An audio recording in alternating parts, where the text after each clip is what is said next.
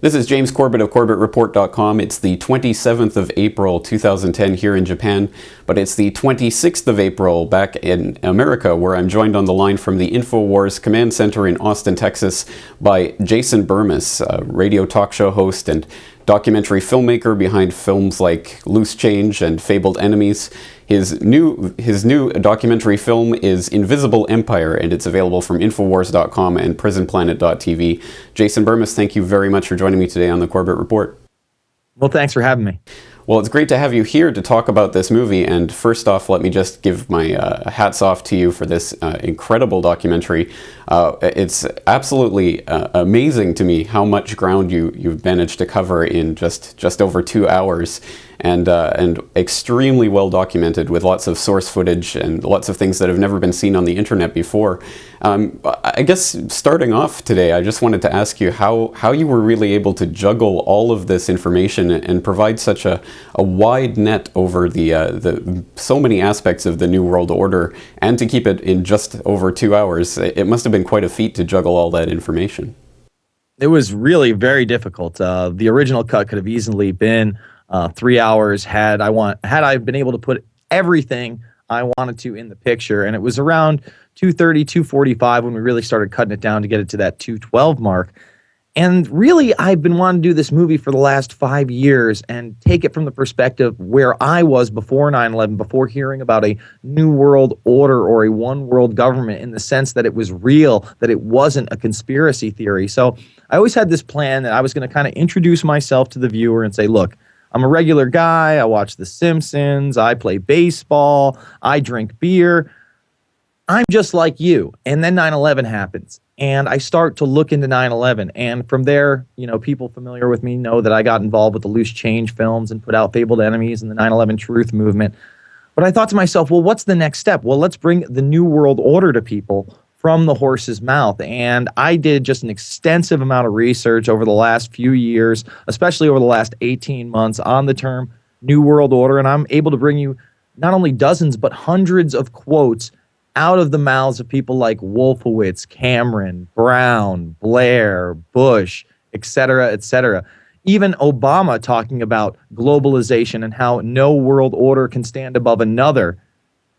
It was just incredible to me that I was able to just mass all this together. And then I thought to myself, well, what are we going to do? How are we going to present this to the people? And I said, well, let's break down the taboo of the term New World Order first. So I kind of bring you through that term in the last century, show you Samuel Zane Batten's book, Hitler's vision of a New World Order, Kissinger and Nixon's vision of a New World Order, all the way up until the modern Bush Sr. vision of a New World Order. And then I segue that from his former national security advisor, Brent Scowcroft, talking about the Trilateral Commission, the UN, and the Council on Foreign Relations. And I show you how those organizations were built and what their backgrounds are. And after I take you through those organizations, I take you through the military-industrial complex and propaganda.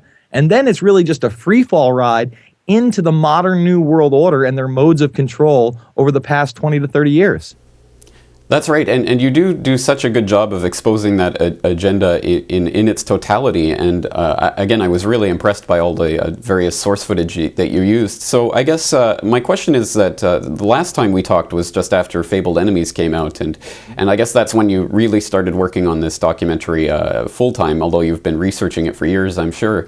But since that point, what have you discovered in your own personal research that really surprised you about the New World Order?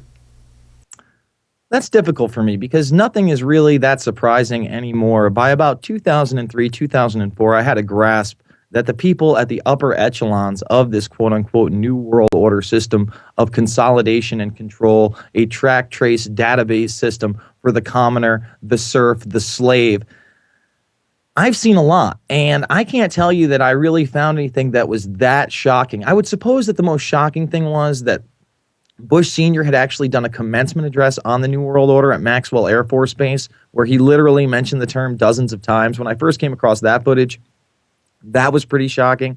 However, knowing about the occultic background of the elite, how some of them are into pedophilia, there wasn't really that much shocking out there. It was, how do I get the best footage and present it to people in a manner that they'll actually watch? And one of my big goals was not only to make graphically the best quote unquote patriot or truth video out there, but something better than the History Channel could put out.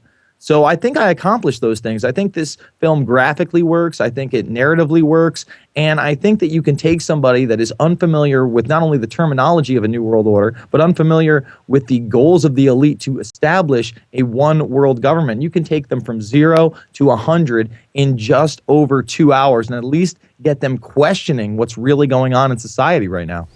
That's right. Well, I assume, following in the footsteps of your earlier films, that making copies and handing them out to people is okay?